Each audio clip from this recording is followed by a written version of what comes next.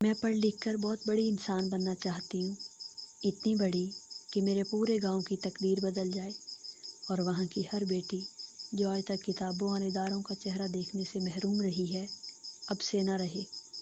16-17 سالہ پرجوش اور عزم سے بھرپور آواز جیسے ہی ان کی سماعتوں سے ٹکرائی تو وہ جو رات سے پہلے ہی کچھ الجھی ہوئی تھی، بے اختیار برتن چھوڑ کر اس کی جانب متوجہ ہوئی تھی۔ اندر ہی اندر کسی سنہری یاد نے سر اٹھایا تھا، ہو بہو وہی لہجہ، وہی جوش، وہی ولولہ اور وہی سب بدل دینے کا عزم دل میں تیزی سے پکڑ دھکڑ شروع ہو چکی تھی۔ اب کسی نہ کسی طرح وہ اس چہرے کو دیکھنا چاہتی تھی۔ تب ہی اگلے لمحے وہ برتن بھول کر سنک کی ٹوٹنی کو چلتا چھوڑتی ویسے گیلے ہاتھوں کے ساتھ کچن سے باہر ٹی وی لاؤنج میں کھڑی تھی۔ سامنے ہی ان کی بیٹی صوفے پہ آڑی ترچھی لیٹی کوئی پروگرام دیکھ رہی تھی۔ آواز اسی پروگرام سے آ رہی تھی جو وہ دیکھ رہی تھی۔ اس صبح کے ٹی وی پروگرام کی مہمان خصوصی وہی لڑکی تھی جس کی آواز نے ان کے اندر ہلچل مچائی تھی۔ لڑکی کا معصوم چہرہ اپنی عمر کے عین مطابق معصومیت سے لبریز بہت دلکش نظر آ رہا تھا، جبکہ گال خوشی سے تمتما رہے تھے۔ بالکل وہی عمر، وہی چہرہ، وہی آسمان کی بلندیوں کو ایک ہی جست میں چھو لینے کی آرزو۔ ان کے دل میں یہ سب دیکھ کر ایک دم سے وحشت سی بھر گئی تھی۔ دماغ میں یادوں کا ایک جمع غفیر ایک ساتھ سر اٹھا کر کھڑا ہوا تھا جو ان کی ذات کو تہس نہس کر دینا چاہتا تھا۔ ہمیشہ کی طرح وہ ایک ہی لمحے میں پوری کی پوری دنیا سے بیزار ہو چکی تھی۔ نفرت ہی نفرت تھی جو ان کے اندر سرتاپا بھری ہوئی تھی۔ لڑکی اب بھی ہنستے ہوئے کچھ بول رہی تھی، لیکن ان کی سماعتیں وہ سب سننے سے قاصر رہی تھیں۔ ایک گہری ٹیس نے سر اٹھایا تھا اور وہ سر کو تھامتی ہوئی اپنے کمرے کی جانب بڑھ چکی تھی، بغیر یہ دیکھے کہ پیچھے سے سنک پانی سے بھر چکا تھا اور اب پانی بہہ بہہ کر سارے کچن کے فرش کو گیلا کر رہا تھا۔ اور وہ 10 سال کے طویل عرصے کے بعد منتوں مرادوں سے پیدا ہونے والی اکلوتی اولاد، اور وہ بھی بیٹی۔ گاؤں کے لوگ بیٹوں کی پیدائش پہ بھی لڈو بنٹواتے اور اس پہ فخر محسوس کرتے، جبکہ اس کی پیدائش پہ خاص طور پر گلاب جامن اور برفی بنوا کر بنٹوائی گئی۔ اس کا باپ کوئی بہت امیر آدمی نہیں تھا، چودھریوں کے گاؤں کا ایک درمیانے درجے کا کسان ہی تھا، لیکن دل کا بادشاہ تھا۔ تب ہی اس کے عیش بچپن سے ہی چودھریوں کے بچوں جیسے تھے، اور اس کے ٹھاٹ باٹ اس وقت تو خاص طور پر دیکھنے سے تعلق رکھتے جب وہ صبح اور شام دونوں وقت رنگین پھولوں کی کڑھائی اور پرنٹ والے فراق پہن کر ادھر ادھر گھومتی چودھریوں کی حویلی تک جا پہنچتی۔ زمانہ اتنا بھی ایڈوانس نہ تھا جہاں بچوں کو کم سے کم 2 دن سے پہلے کپڑے نہیں بدلوائے جاتے تھے، کچھ آ کے آئے روز نہیں پہنانا۔ تب اس کی صورتحال کچھ اس طرح کی تھی۔ پورے گاؤں کے لوگ اس کی قسمت پہ رشک کرتے، اوپر سے خوبصورتی بھی اللہ نے خوب دی تھی، چودھریوں کے بچوں میں کھڑی چودھرائن ہی لگتی۔ نخرہ بھی خوب تھا، چودھریوں کے بچوں کے علاوہ کسی سے نہ کھیلتی نہ ہی بات کرتی، گویا اپنے آپ کو انہی کے جیسا ہی سمجھتی۔ چودھری بھی بھلے مانس لوگ تھے، کبھی بھی اس کی برابری کا برا نہ منایا، بلکہ اس پیاری سی بچی کی معصومیت پر مسکرا اٹھتے۔ وقت کا کام گزرنا تھا، سو گزرتا گیا۔ بہت کچھ بدل گیا۔ رحمت آرائیں کسان یعنی گڑیا کا ابا اب بوڑھا ہو گیا تھا۔ اماں کی ٹانگوں میں بھی وہ پہلے والا دمخم نہیں رہا تھا، اس لیے جو تھوڑی بہت زمین ان کے پاس تھی وہ ٹھیکے پہ دے چکے تھے، اسی سے گزارا اچھا خاصا ہو رہا تھا۔ اور وہ پوری 10 جماعتیں اتنے اچھے نمبروں سے پاس کر چکی تھی کہ چودھریوں کے دونوں بچوں امتیاز چودھری اور رائنا چودھری کو بھی پیچھے چھوڑ چکی تھی۔ یہ 10 جماعتیں اس نے کس طرح سے مکمل کی تھیں وہ الگ کہانی تھی۔ اب اس کا اگلا ہدف بڑے شہر کا کالج تھا، جہاں وہ ہاسٹل رہ کر اپنی باقی کی پڑھائی مکمل کرتی اور ایک کامیاب انسان بن کر واپس لوٹتی۔ اس کے بعد آ کر وہ سب سے پہلا کام یہاں اسکول بنوانے کا کرتی۔ وقت کے بیتے پنوں نے اپنے ساتھ ساتھ اور بھی بہت کچھ اس پر واضح کیا تھا۔ چودھری جو نظر آتے تھے وہ اصل میں نہیں تھے۔ ان کا سب سے بڑا مسئلہ تعلیم کو فقط اپنے خاندان تک محدود رکھنا تھا۔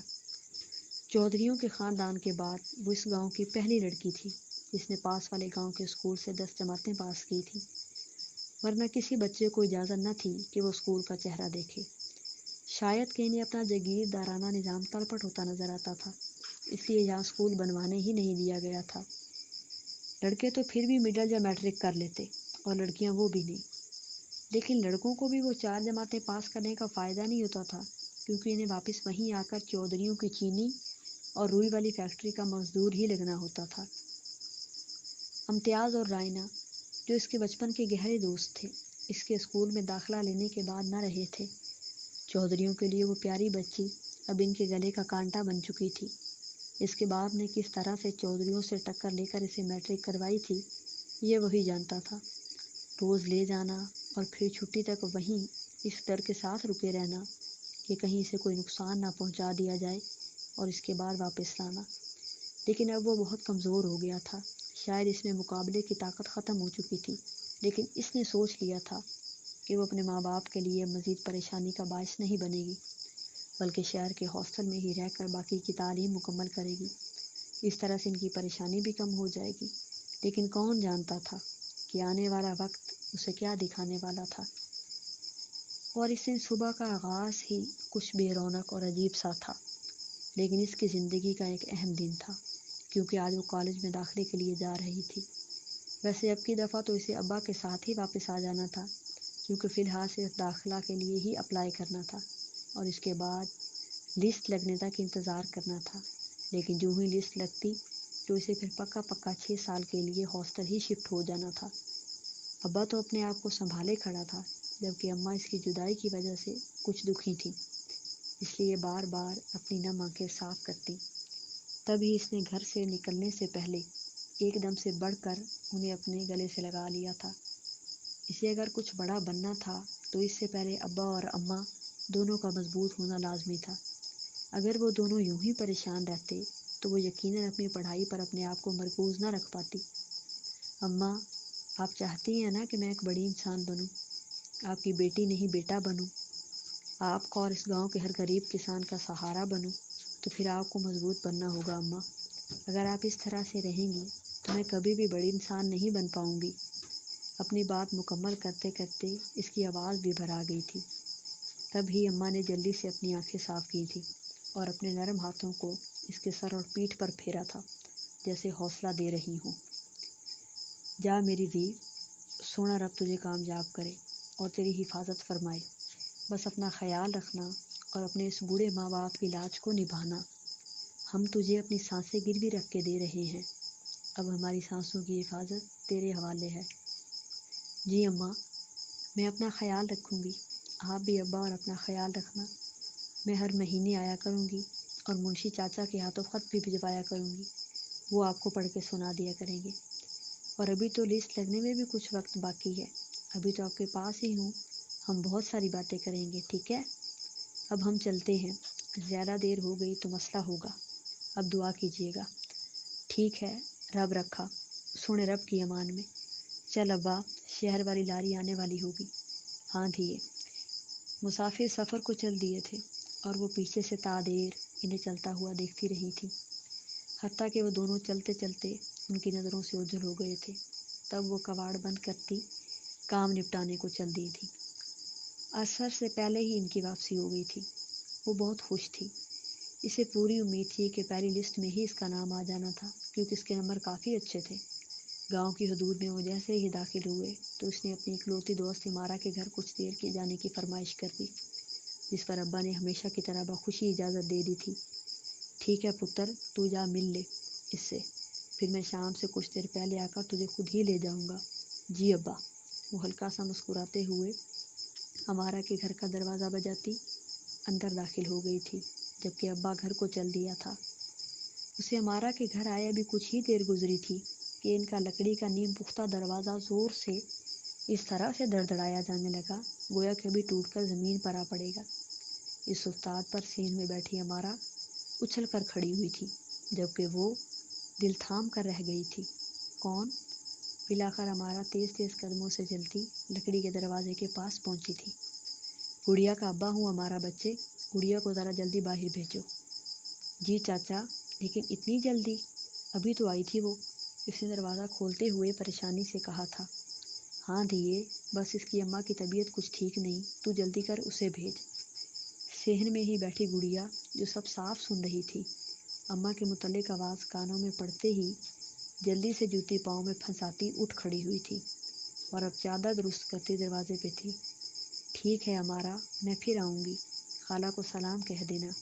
अरे रुक, मैं भी साथ चलती हूँ, कहीं मासी की तबीयत ज़्यादा ख़राब ना हो। नहीं नहीं अमारा धिये, अब ऐसा भी नहीं, तुम सुकून से सुबह या परसों चक्कर लगा लेना, अभी हम चलते हैं। चल गुड़िया। अल्लाह हाफिज़ अमारा। अभी सुबह चंगी भली तो वो अम्मा को छोड़कर गई थी, अभी इसके पीछे से चंद ही घंटों में अम्मा को क्या हो गया था। लगता था दिल अभी निकल कर बाहर आ जाएगा। इसे आज अंदाज़ा हो रहा था कि उसे अम्मा से किस कदर प्यार था। रास्ते में एक दो बार इसने अब्बा से पूछने की कोशिश की थी, लेकिन इनके चेहरे की गैर मामूली संजीदगी ने उसे कुछ पूछने से बाज रखा था। बस चंद पल मज़ीद और वो घर पहुंच जाती, तब सब पता चल ही जाना था। या अल्लाह, मेरी उम्र भी अम्मा को लगा देना, बेख्तियार ही इसके दिल से दुआ निकली थी। घर में कदम रखते ही एक अजीब सी खामोशी और वहशत ने इसका इस्तकबाल किया था, लेकिन चौंका देने वाली बात इसके सामने ही मौजूद थी। वो जो सारे रास्ते ये सोचते हुए अपनी जान को हलकान करती आई थी कि अम्मा जाने किस हाल में होंगी और इन्हें क्या हुआ होगा, वो तो इसके सामने ही बिल्कुल ठीक ठाक सेहन में पीपल की घनी छाँव में बैठी थी, लेकिन चेहरे पे किसी हादसे की बाकियात लिए निढाल सी वो भाग कर इनके पास गई थी। अम्मा, आप ठीक तो हैं ना? क्या हुआ आपको? इसे कुछ समझ नहीं आ रही थी कि क्या हुआ है। इसका दिमाग बिल्कुल उलझ चुका था। इसे बताया कुछ और गया था, लेकिन इसकी आंखें इसे उस सब के बरअक्स दिखा रही थी। वो किस पे यकीन करती? इसलिए सौदाइयों की तरह इनके कदमों में बैठती इन्हें झंझोड़ते हुए पूछने लगी, मैं बिल्कुल ठीक हूँ गुड़िया। लेकिन अब्बा, वो कसरदन बात अधूरी छोड़ गई थी। हम दोनों तुझसे एक बात करना चाहते हैं गुड़िया। जी अम्मा, ज़रूर। अब की दफ़ा इसका दिल किसी अनहोनी के एहसास से धड़कने लगा। अब्बा, जो ताहाल वहीं दरवाजे में खड़े थे, अम्मा की बात सुनकर दरवाज़ा बंद करते अम्मा के साथ आकर चारपाई पे बैठ गए थे, लेकिन इसको इनके कदमों से उठाकर दोनों के दरमियान बिठा चुके थे। अब सूरत हाल ये थी कि वो चारपाई पे इन दोनों के दरमियान में बैठी थी, जबकि अब्बा और अम्मा दोनों इसके अतराफ में। आज जो बात हम तुझसे करने वाले हैं, इसको ठीक ठीक समझना, लेकिन इससे पहले ये याद रखना कि तेरे अब्बा और अम्मा तुझसे बहुत प्यार करते हैं। इसने खौफ से बारी बारी इन दोनों की जानिब देखा था। मेरा भतीजा अकमल तो तुझे याद ही होगा, बचपन में छुट्टियां तो सारी इधर ही गुजारा करता था। बड़ा प्यारा बच्चा था, गो कि अब बहुत सालों से नहीं आया। माशाल्लाह से 16 जमातें पास कर चुका है और अब तो नौकरी भी वहीं लाहौर में लग गया है। लेकिन कल आएगा तो देख लेना इसे अच्छे से, और समझने के लिए तो वैसे भी पूरी ज़िंदगी पड़ी है, तुझे बड़ा खुश रखेगा। इस बात का पूरा यकीन है मुझे। कल तेरा निकाह है इसके साथ और परसों तो इसके साथ लाहौर चली जाएगी इसके घर में, क्योंकि गवर्नमेंट ने इसे बहुत बड़ा घर भी दे रखा है। समझ रही है ना गुड़िया जो मैं कह रही हूँ? अम्मा की आवाज़ गोया मौत का सूर थी जो इसके कानों में पड़ी थी और हवासों पे बम बन के गिरी थी। ये क्या कह रही हैं अम्मा? इसकी आवाज़ से दुनिया के 8वें अजूबे की हैरतें टपक रही थीं। क्या मैंने कोई मुश्किल ज़बान इस्तेमाल की गुड़िया के अब्बा? तेरी अम्मा बिल्कुल ठीक कह रही है गुड़िया। कल तेरा आतिफ के साथ निकाह है और परसों तो इसके साथ लाहौर चली जाएगी। और अब बस तुझसे एक इल्तिजा है कि हमसे कोई सवाल ना करना। बस इतना समझ लेना कि तेरे माँ बाप बहुत गरीब, लाचार और बेबस हैं। तुझे इससे ज़्यादा कुछ नहीं दे सकते। हम शायद के बहुत खुदगर्ज माँ बाप हैं जो तुझसे बदला मांग रहे हैं, लेकिन इसे भी हमारी मजबूरी समझकर हमें माफ़ कर देना और हमारे इस फैसले की लाज रखना। और इतना याद रखना कि तेरे माँ बाप तुझसे बहुत मोहब्बत करते हैं। तेरे ख्वाब इसलिए पूरे नहीं कर सके कि हमारी औकात न थी, लेकिन हम जानते हैं कि तू एक अच्छी बेटी है और तू ये साबित भी करेगी इंशाअल्लाह। बस हमारी लाज रखना। वो दोनों उठकर कमरे में चले गए थे, जबकि वो अपने टूटे ख्वाबों की मौत पर आंसू बहाने को अकेली रह गई थी। कोई इल्ज़ाम नहीं, कोई गुनाह नहीं, कोई गवाह नहीं, कोई सबूत नहीं, कोई अदालत नहीं, कोई जज नहीं, कोई मुंसिफ नहीं, और तमाम उम्र की सज़ा सुना दी गई थी। कौन सा ऐसा गुनाह हुआ था جس کی سزا یہ تجویز ہوئی تھی۔ کسی کو آنکھ بھر کے دیکھا بھی نہیں کہ نظر کی مجرم ٹھہرتی، کسی کو دل میں جگہ نہیں دی کہ ایسی حد واجب ہوتی۔ دماغ کی سوچنے کی حدیں مفلوج ہو چکی تھیں، اور دل وہ تو جانے کب کا خالی ہو چکا تھا۔ بس ایک آنکھیں تھیں جو برس برس کر اس کا ساتھ نبھا رہی تھیں، وفا نبھا رہی تھیں۔ اگلے دن کا سورج ابھرا، غروب ہوا، لیکن اس کی پوری زندگی بدل گیا۔ وہ نہیں جانتی تھی کہ عاطف کو ایسا کیا کہہ کر منایا اور بلایا گیا تھا کہ وہ اگلے دن ہی حاضر ہو گیا تھا، پر وہ چودھریوں کے گاؤں کی البیلی، سنہرے پانیوں پہ شمع جلانے کا عزم رکھنے والی لڑکی تھی۔ وہ زندہ لاش بن کر لاہور کی گلیوں میں آ گئی تھی۔ دن، مہینے، سال گزرتے چلے گئے تھے۔ عاطف کی اس کو کالج میں ایڈمیشن دلوانے سے لے کر دل میں جگہ بنانے تک ہر کوشش ناکام ٹھہری تھی۔ وقت نے اس کی جھولی میں عہد اور مرہا کو ڈالا، لیکن وہ بھی اس کا اندر بدلنے سے قاصر رہے، حتیٰ کہ اس کے اندر کی وحشت نے ان دونوں کو بھی ناکام بنا ڈالا تھا۔ مرہا ایف ایس سی کے بعد پڑھائی سے دل اچاٹ ہونے پہ گھر ہی رہتی، جبکہ عہد کو بھی کوئی خاصا پڑھائی سے شغف نہ تھا، بلکہ آج کل اس کی شہرت بدنام زمانہ لوگوں کے ساتھ سننے میں آ رہی تھی، لیکن اسے کوئی پرواہ نہ تھی۔ اماں اس کی شادی کے 7 سال بعد ہی اس کو جدائی کا غم لیے چل بسی تھی۔ ابا نے بہت بار بلایا، عاطف نے بھی منانے کی کئی کوششیں کی، لیکن وہ ان سے ملنے نہ گئی، کیونکہ اسے لگتا تھا کہ اس کے ساتھ سب اماں نے کیا اور ابا کو بھی منانے والی وہی ہیں۔ بالآخر عاطف اکیلا ہی بچوں کے ساتھ جا کر انہیں مل لاتا، اور اس کے اسی طرح کے رویے پہ وہ لاہور نہ آتی تھی۔ حالانکہ عاطف نے کئی بار انہیں لاہور اپنے ساتھ رہنے کا کہا تھا، حتیٰ کہ کئی بار لینے بھی گیا۔ وقت نے ثابت کیا تھا کہ گڑیا کے لیے عاطف کا کیا جانے والا فیصلہ کتنا بہترین تھا، لیکن کاش یہ بات ان کی بیٹی سمجھتی۔ وہ اکثر اس طرح کے رویے پہ اس سے معذرت کرتی، جس پر وہ سہولت سے نہ منع کر دیتا بلکہ انہیں سمجھاتا، کیونکہ وہ جانتا تھا کہ وہ اصل سچ سے ناواقف ہے۔ جس دن اسے سچ پتہ چلتا، یقیناً وہ بدل جاتی، لیکن یہ بات عاطف کی خام خیالی ہی ثابت ہوئی۔ وقت نے اس سے اماں اور ابا دونوں وقتاً فوقتاً لے لیے۔ وہ ان کے مرنے پہ گئی، جی بھر کے روئی بھی، لیکن بدلی نہیں۔ عاطف کے لیے وہ آج بھی ویسے کی ویسی اجنبی ہی تھی۔ کبھی اپنے اندر کو کھول کر اس نے اپنا آپ واضح نہ کیا تھا، کسی ڈیوٹی کی طرح کام مکمل کرنے اور گھر کے کسی کونے میں لٹ کے بیٹھ جانا۔ بچوں پہ بھی اس کی کوئی خاص توجہ نہ تھی، وہ اپنے ساتھ ساتھ باقی سب کی زندگی بھی برباد کرنے پہ تلی بیٹھی تھی۔ لیکن اب عاطف اس سب سے تھکنے لگا تھا۔ اب وہ اس نہج پہ تھا کہ یا تو وہ اس سب کو آر لگاتا یا پار، لیکن مزید برداشت کرنے کا متحمل نہیں ہو سکتا تھا۔ اب وہ اسے آئینہ دکھانا چاہتا تھا جس میں وہ یقیناً اپنی صورت بھی نہ دیکھ پاتی۔ ایک طویل سفر تھا جو وہ طے کر کے آئی تھی۔ جب یادوں کے صفحات ختم ہوئے تو چہرہ آنسوؤں سے تر تھا۔ پورا گھنٹہ بیت چکا تھا اور وہ کمرے کی کھڑکی کے پاس خاموشی سے گزرے لمحات کی داستانوں کو دہرا رہی تھی اور اپنے زخم ہرے کر رہی تھی۔ وقت نے انہیں کیا دیا تھا؟ ایک خواہش تھی، اور وہ بھی اتنی بڑی نہیں تھی کہ اس کا خراج اتنا بڑا وصولا جاتا۔ اس ایک خواہش کی تشنگی نے ان کی زندگی کے حسین سال نکل لیے تھے۔ سچ کہتے ہیں کہ دل کو جب کسی خواہش نا تمام کے غم کی دیمک لگ جاتی ہے نا، تو پھر وہ آہستہ آہستہ کر کے ساری خوشیوں اور آسودگیوں کو بھی چاٹ کر نگل جاتی ہے۔ سارا سچ تو ابا اپنی موت سے پہلے آ کر انہیں بتا گئے تھے۔ سب کچھ تو وہ جانتی تھی، لیکن ایک ضد تھی، انتقام تھا جو وہ ہر ایک سے بے رخی اپنا کر لینا چاہتی تھی، لیکن سب سے زیادہ نقصان بھی اپنا ہی کیا تھا۔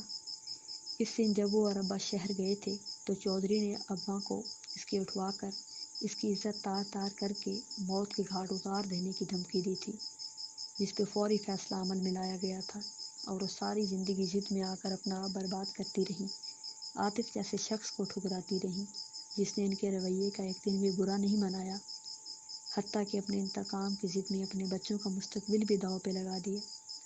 آج زندگی میں پہلی بار وہ دوہری اذیت سے گزر رہی تھیں، کیونکہ آج ماضی کو دہراتے ہوئے ان پہ اپنی غلطیاں بھی واضح ہوئی تھیں۔ شاید وہ کبھی بھی اس بات کو نہ سمجھتی اگر جو رات کو کبڈ کی صفائی کرتے ہوئے ان کے ہاتھ میں عاطف کی ڈائری نہ لگتی۔ وہ لاکھ ان کو نظر انداز کیے رکھتی تھیں، لیکن ڈائری دیکھ کر ایک فطری تجسس تھا جو غالب آیا تھا۔ آج سے پہلے انہیں بالکل بھی نہیں معلوم تھا کہ وہ ڈائری وغیرہ لکھتے ہیں، پر انہوں نے کون سا کبھی دلچسپی لی تھی۔ 12 دسمبر۔ آج میرے دل کو بے حد تکلیف ہوئی ہے، اس لیے اپنے دل کا درد بیان کرنے کے لیے کاغذ قلم کا سہارا لے رہا ہوں، حالانکہ آج سے پہلے مجھے کبھی بھی اس کی ضرورت پیش نہیں آئی، کیونکہ آج ہی مجھے پتہ چلا ہے کہ آہت کا اٹھنا بیٹھنا انتہائی غلط لوگوں میں ہو گیا ہے، اور میری پیاری بیٹی جس نے ہمیشہ پوزیشن لی، گھر کے اس طرح کے ماحول کی وجہ سے اب ایف ایس سی کے بعد نکمے بچوں کی طرح گھر پہ پڑی رہتی ہے۔ گھر کے حالات انتہائی نہج پہ جا چکے ہیں، لیکن افسوس کہ گڑیا کو آج بھی اس سب کی فکر نہیں۔ مجھے حیرانی اس بات کی ہے کہ عورت خواہ کیسی بھی ہو اپنی اولاد کے لیے بہترین ہوتی ہے، لیکن گڑیا وہ پتہ نہیں کیسی عورت ہے کہ اس کے ماں باپ کو وہ جان سے زیادہ عزیز تھی، لیکن اس نے سب سے زیادہ انہی کے ساتھ برا کیا۔ ان کے بعد میرا کیا؟ میں تو ویسے ہی کسی خانے میں نہیں آتا، اس لیے اپنے حوالے سے سارے حقوق اس پہ معاف کرتا ہوں، کیونکہ میری اس سے محبت، اس سے شکوہ کرنے کی مجھے اجازت نہیں دیتی۔ لیکن آہد اور مرہا، وہ تو ان کی بھی نہیں بن سکی۔ یہ چیز مجھے بے حد تکلیف دے رہی ہے۔ میں اپنے بچوں کے حوالے سے اس سے بات کرنا چاہتا ہوں، لیکن یہ میری خود غرض محبت میرے بچوں کا حق مار رہی ہے۔ میں چاہ کر بھی اس سے کچھ کہہ نہیں پاتا، لیکن اب میں مزید اسے برباد ہوتے اور ہمیں برباد کرتے بھی نہیں دیکھ سکتا۔ کاش کچھ ایسا ہو کہ وہ خود ہی سمجھ جائے، کیونکہ میں اسے کچھ کہہ نہیں سکتا۔ میری بے غرض محبت نے مجھے بزدل بنا دیا ہے۔ شاید کہ یہ میرے پہلے اور آخری الفاظ ہیں جو جذبات کی بے خودی سے لکھ بیٹھا ہوں۔ ڈائری کے باقی تمام خالی صفحات واضح بتا رہے تھے کہ صاحب قلم نے کبھی اس سے پہلے اس کا سہارا نہیں لیا تھا۔ یہ سب بڑھ کر ایک بھونچال اس کے اندر آیا تھا جو سب پردوں کو چاک کر گیا تھا۔ ہاں، وہ پڑھ نہیں سکی تو کیا ہوا؟ ہزار لوگ آج بھی ایسے ہیں جو نہیں پڑھ پاتے، لیکن اس کو مسئلہ بنا کر اپنی پوری زندگی کو برباد نہیں کر لیتے۔ اس نے حقیقت سمجھ کر، جان کر اپنی آنکھیں بند کیے رکھی اور اپنی زندگی کے ساتھ ساتھ کئی زندگیوں کو برباد کر دیا۔ اپنی ضد میں وہ کب عورت کے درجے سے بھی نیچے چلی گئی، اسے اندازہ بھی نہیں ہو سکا۔ نہ وہ اچھی بیٹی بن سکی اور نہ ہی اچھی بیوی، اور ماں کے درجے کے تو شاید وہ قابل بھی نہیں تھی۔ ایک خالی پن تھا جس نے ان کے وجود کو اپنے حصار میں لے رکھا تھا، لیکن آج یہ سب سوچ کر اور اپنی غلطی کو مان کر ان کا من کچھ ہلکا ضرور تھا، اور دوسرا عاطف کی محبت نے بھی انہیں کچھ تقویت اور مضبوطی بخشی تھی۔ ان کے دل کو شدت سے اس چیز کا اطمینان تھا کہ ابھی بھی ان کے پاس وقت تھا اور وہ سب کچھ مزید برباد ہونے سے بچا سکتی تھی۔ گو کہ ان کی اپنی زندگی تو گزر ہی چکی تھی، لیکن وہ اپنے بچوں کی زندگی بچا سکتی تھی، انہیں سنبھال کر ان کا مستقبل روشن کر سکتی تھی۔ یہی سوچتے سوچتے ان کے حسین چہرے پر ایک آسودہ سی مسکراہٹ آئی تھی۔ اب بہت جلد وہ لوگ بھی اپنے بچوں کے ساتھ ایک خوشحال خاندان بننے والے تھے۔ مما، مرہا کی چیخ انہیں ہوش کی دنیا میں واپس لائی تھی، جس پر وہ جلدی سے کمرے سے باہر نکلی تھی۔ مما، کچن دیکھیں، پانی ہی پانی ہو رہا ہے۔ اب مرہا نے انہیں فوراً سامنے دیکھ کر ہکلاتے ہوئے ان کی توجہ کچن کے فرش پر بہتے ہوئے پانی پہ کروائی تھی۔ کیا اب؟ انہوں نے انتہائی سنجیدہ انداز سے پوچھا تھا۔ میری کوئی غلطی نہیں ہے مما، انفیکٹ میں تو کچن میں گئی ہی نہیں جب سے آپ نے روکا ہے۔ اس نے نہ چاہتے ہوئے بھی صفائی دی تھی۔ تو میں نے کب کہا کہ تم گئی یا یہ سب تم نے کیا؟ وہ اب بھی سنجیدہ ہی تھی۔ مما، ویسے بتا رہی ہوں آپ کو۔ اچھا ادھر آؤ میرے پاس۔ اس کی بات سننے کے بعد انہوں نے اسے اپنے پاس بلایا تھا۔ جی مما۔ وہ خاموشی سے چلتی ہوئی ان کے پاس آ کھڑی ہوئی تھی۔ اگر کچن پانی پانی ہو گیا ہے تو کوئی مسئلہ نہیں، ہم دونوں مل کے اسے صاف کریں گے اور انجوائے کریں گے۔ اس کے بعد مل کر کھانا بنائیں گے اور تمہارے پاپا اور بھیا کو کال کریں گے کہ اب سے لنچ بھی ہم سب ساتھ کریں گے، اور صبح ہم دونوں ماں بیٹی کسی اچھی یونیورسٹی کا وزٹ بھی کریں گے تاکہ مرہے کا ایڈمیشن کروایا جا سکے، اوکے؟ ان کے منہ سے نکلنے والے پے در پہ حملے مرہا کے لیے کسی الیکٹرک شاک سے کم نہیں تھے، اس لیے وہ حیران ہو کر منہ کھولے ان کا چہرہ دیکھ رہی تھی۔ مرہے، اپنا منہ بند کر لو، مکھی چلی جائے گی۔ انہوں نے ہنستے ہوئے اس کی حیرانی کو چٹکیوں میں اڑایا تھا۔ آپ سچ کہہ رہی ہیں مما؟ ریلی؟ آپ یہ سب کریں گی جیسے دوسرے بچوں کی مما کرتی ہیں؟ وہ شاید ابھی بھی بے یقین تھی۔ اس کی بے یقینی پر ان کے دل میں تکلیف کی ایک لہر اٹھی تھی۔ کیسی عورت تھی وہ جو اپنے ہی بچوں کے ساتھ زیادتی کرتی رہی تھی۔ ہاں میرے بچے، اب سے ہر کام ہم مل کے کریں گے، اور اب حیران ہونا بند کرو اور آ کر مما کے ساتھ کام کرواؤ، اس سے پہلے کہ پورا گھر ہی پانی سے بھر جائے۔ اب کی بار وہ ہنستے ہوئے اس کا ہاتھ پکڑ کر کچن کی جانب چل دی تھی، جبکہ دل خوشی کے احساس سے لبریز تھا۔ آخر آج انہوں نے درست راہ پا ہی لی تھی، بھلے دیر سے ہی صحیح۔ عاطف بھی ان کی یہ تبدیلی دیکھ کر یقیناً بہت خوش ہوتے، پر آہت کا تھوڑا سا مسئلہ بننا تھا، لیکن وہ جانتی تھی کہ وہ سب سنبھال لیں گی، کیونکہ ان کے ساتھ عاطف جیسے شوہر کا ساتھ موجود تھا۔